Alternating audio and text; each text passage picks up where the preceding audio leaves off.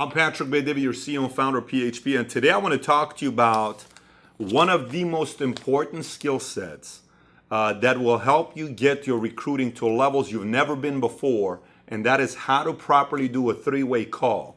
See, one of the things I'm looking forward to is I'm working with the starting five with the company because I want to instill a mindset for people to start realizing that 100 recruits a month is not a big deal. It is not a big deal to get 100 recruits in a month. And that's 10 getting 10, that's 5 getting 20, that's 20 getting 5, that's 50 getting 2, that's 100 getting 1. It's not a big deal to recruit 100 people a month. But in order to do that, there are a few things that need to take place. So in our business of wanting to recruit and build an agency, you have two choices. You can go out there and be a producer only, without focused on recruiting, or you can build an agency. Obviously, we know based on our supply and demand, with the numbers that we've seen over and over and over again, where we had nearly 500,000 licensed agents in 1970s, according to Wall Street Journal, with 210, 215 million people living here in America. And today we have 149,000 licensed agents, according to LIMRA, with 316 million people live in America. The opportunity just tells us, based on pure supply and demand, this 149 is going to get to 500,000, 1 million, 2 million licensed agents. And if you want to become financially free, it's about you finding leaders, eagles, people that want to independently run their business from you, independent of you, so you can generate an office, different outlets of getting override to come to you. But in order for that to happen, there's a few things that are required to be in place for you to be able to do it as swiftly as possible. And there's 4 things. Number 1, your message needs to be a very clear message. It needs to be a very clear message you're giving. 2, it needs to be concise, clear and concise directions you give to people. Number 3, it needs to be a simple message that you stick to over and over and over and over and over again, not getting bored by it. And then there is speed. You also need to have speed. But this is the question I got for you here. If I were to ask you out of those 4 elements, which is having a clear message, being concise with the direction you're giving, keeping it simple, and speed, which of those 4 would you say is the most important to a high volume recruiting agency team? Which of those 4 would you say is important? Would you say clear message, concise, simple, or speed? You know what's number 1? It is speed. Speed beats everything else.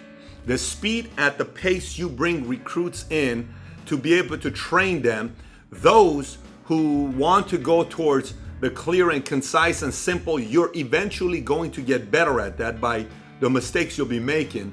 But those who are attracting it based on a higher level of speed, it's going to be very, very hard for you to compete with them because their army just keeps getting bigger and bigger and bigger. So the question is, how does one go about increasing their speed of their business growing? And you got to keep in mind, your speed you control. The speed is on you. Leadership development is on them. But you can control the speed of your business, so you do need to be patiently aggressive. We have some people that are only patient. They're patient but doing nothing, waiting for the business to happen.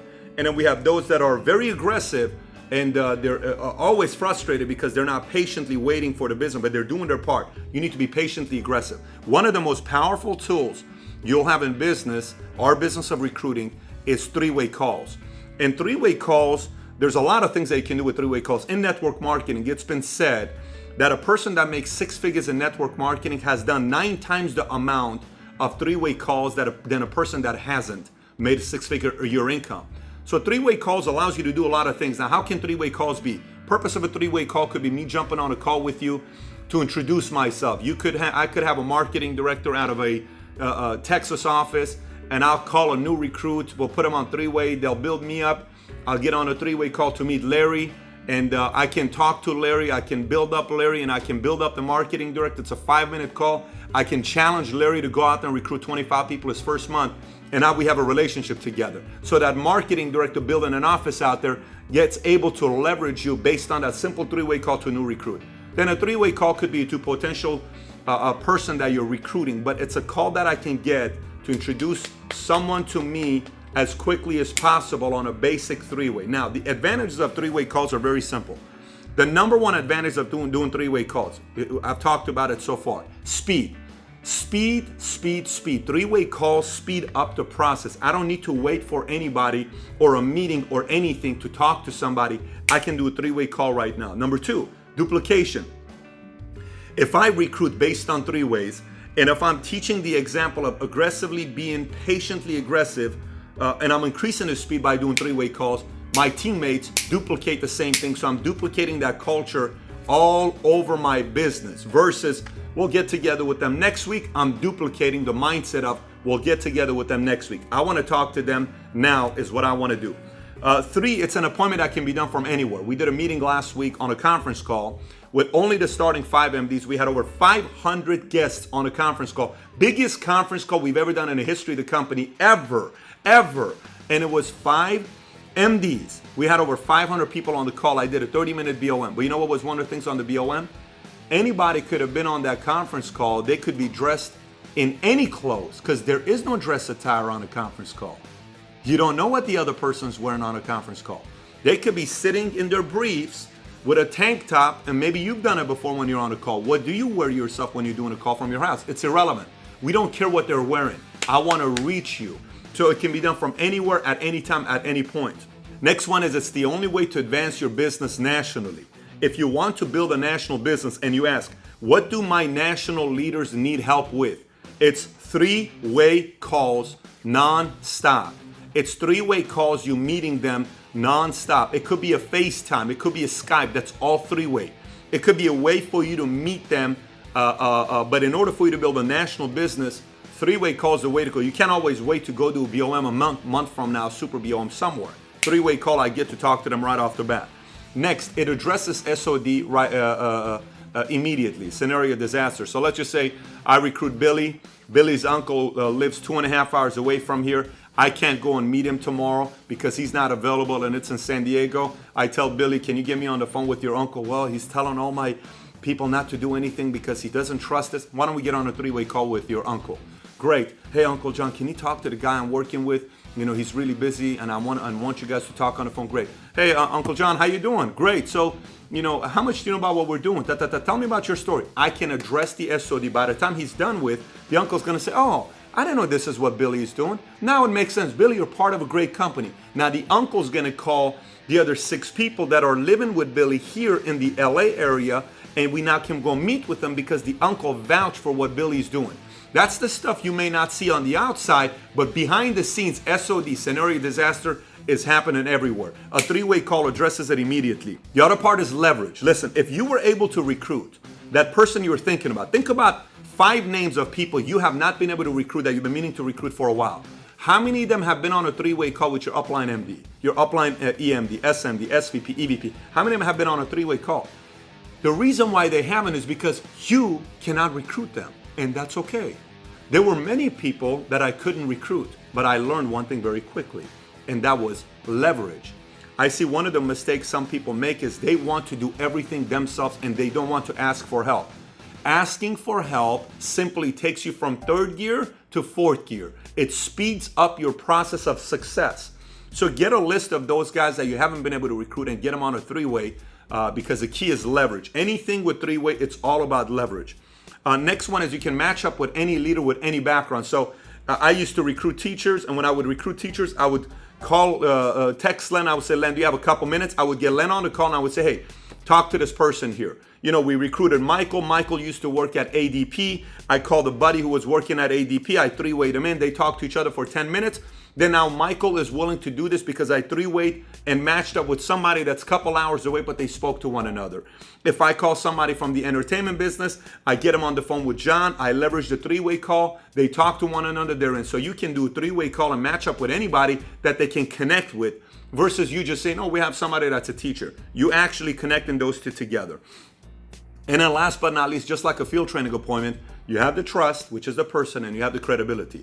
It's the same thing that goes where they don't trust who I am. I've never had a relationship with them, but they trust you, and I'm the credibility. Combined together, we become a powerful force to be able to have that person look at the opportunity in the best way possible. So those are some of the advantages of doing three-way calls. Now keep this in mind. What is your outcome of doing a three-way call?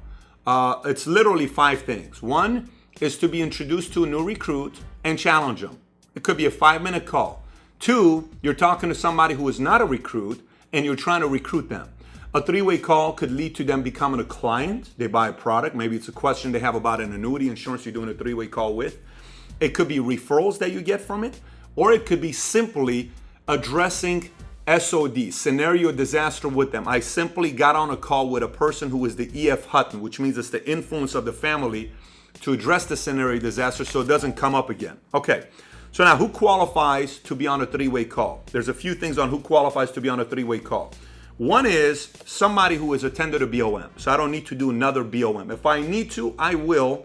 I'll normally do a shorter version of it. I'll give you an idea what I do, but I prefer for them to have already been to a BOM before. 2 is somebody that watched a BMP being done, a bring-in meeting to the people. We went to somebody's house. They did a potluck. They did some kind of food, and we did the BOM with 17 people at their house. We call that bringing meeting to the people. Right afterwards, I haven't met them. We do a 3-way call together. Hey, Larry, I saw, we had one of our leaders, John, come over to your place, and you guys spoke, and tell me about it. Tell me your story. Did you have any questions? Yeah, I kind of thought about this. So I can address that after BMP. 3 is they watched the Unlearn video, and they kind of saw it and said, this makes sense. Free enterprise, free market, financial industry. I want to know more. American dream, et cetera, et cetera. They may have read The Next Perfect Storm. I recently did a call for Cindy with a gentleman out of New York. We did a 3-way call late at night on a Friday night.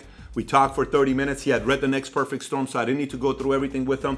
I simply asked, what questions do you have? We addressed 2 or 3 questions. By the time we were done, I'm meeting with him Saturday in Chicago for him to find out about the opportunity. He's going to be going from New York to Chicago. I'll do the BOM, and he'll be coming on board a direct for Cindy out of New York, somebody out of her base shop, because they read this, and we did a 3-way call on a Friday night. And then the last one is an opportunity call. So let's just say there was a conference call being done where anybody can invite guests, and a 30-minute BOM was done. That's a 3-way being done after they were on the opportunity call to address questions, recruit, and bring it on board. Okay, so now do's and don'ts of doing 3-way calls. Let me address do's and don'ts of doing 3-way calls here.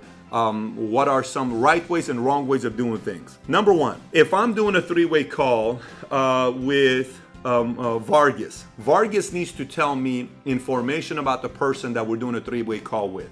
So you need to tell your leader who the 3-way call is being done with, so they have information in a way to find a connection together as they speak to them. Call the person who is doing the 3-way with you by a Mr. Johnson, Mr. Vargas, Mr. Palayo, Mr. Graziani. So I've been on calls where it's been hey, Pat, I want to introduce you to Mr. Jones.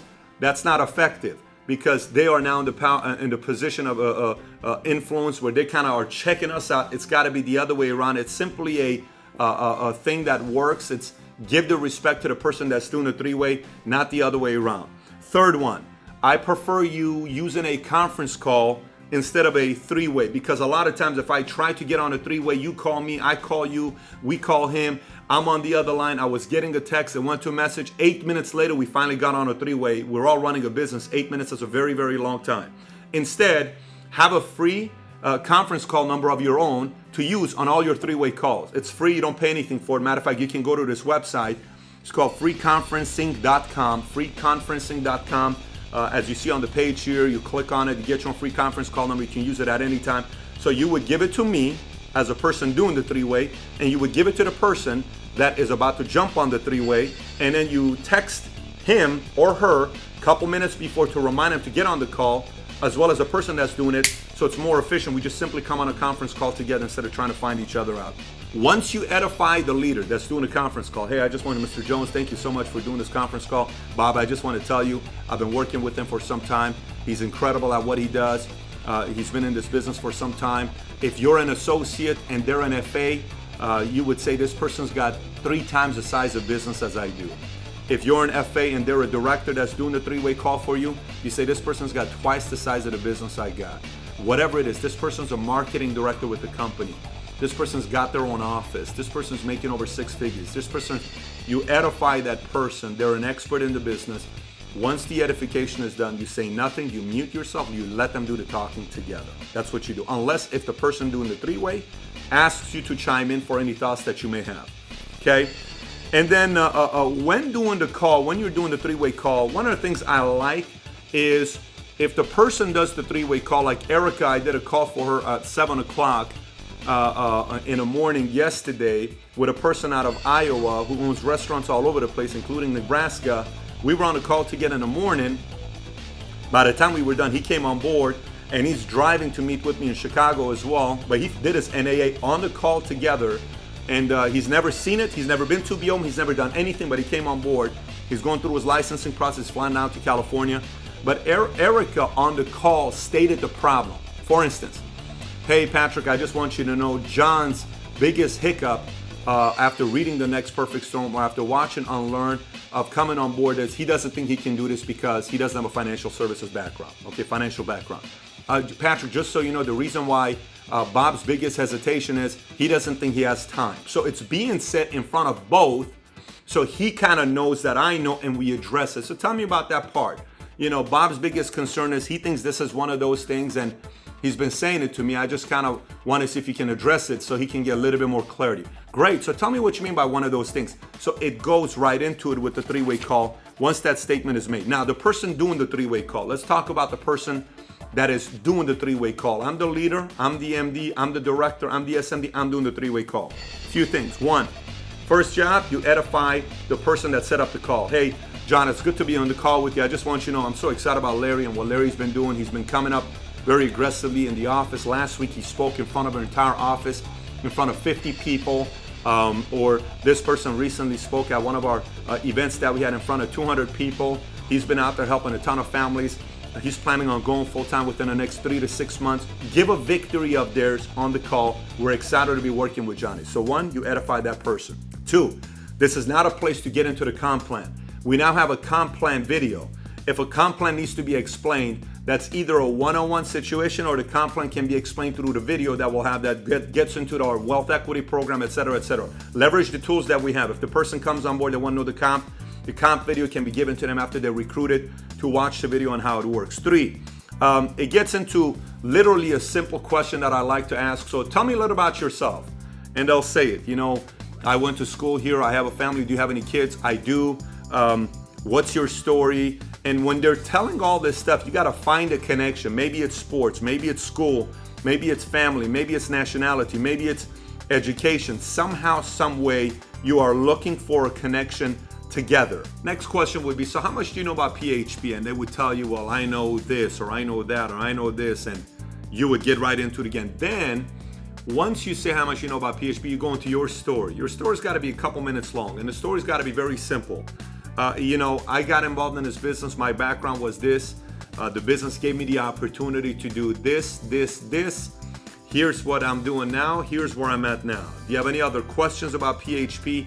No. If they say no more questions, if they say, well, tell me about this part about the business. Tell me about that part of the business. Great. Then the next thing is you cover if they haven't been to BOM, and if this is a recruiting call, they haven't read The Next Perfect Storm, they don't know nothing about PHP, you would cover The Next Perfect Storm. This is what I normally cover. I cover the 5 different items in The Next Perfect Storm. Talk about the power of baby boomer phenomenon, what's happened with timing. I talk about the great wealth transfer, $41 trillion.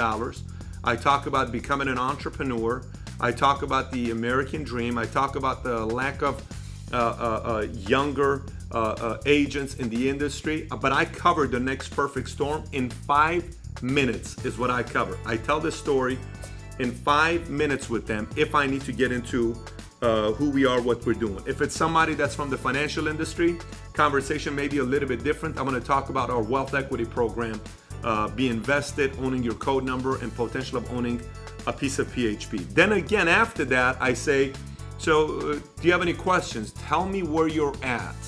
Is one of the questions I like to ask. So John, tell me where you're at. What questions do you have? And they'll say whatever they're going to say. If not, another question I like to ask on the 3 ways is, Bob, what phase of your life are you at? Are you at a phase where you're comfortable at your job, you know you're not making that much money as you'd like to pay off debt and live the life, but you're comfortable at it?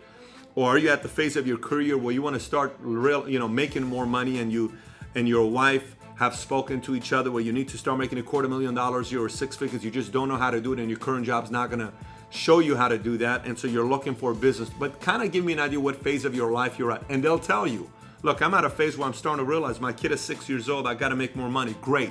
You address those issues on how PHP could be the solution for their life on a part-time basis. If they talk about finances, PHP is going to give you the opportunity to learn about how money works. But whatever it is, you give the solution with PHP.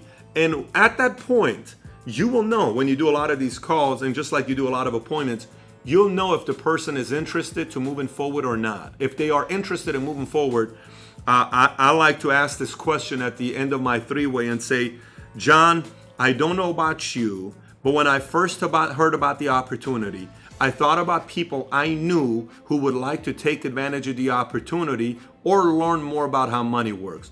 Are you also kind of thinking about some people like I did?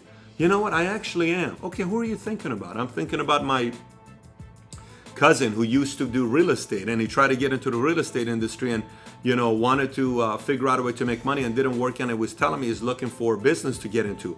I'm thinking about my sister. I'm thinking about my best friend. We were together last night having a beer, and he told me he's sick and tired of his job. Okay, John, how much influence do you have with these guys? What's your influence level with them?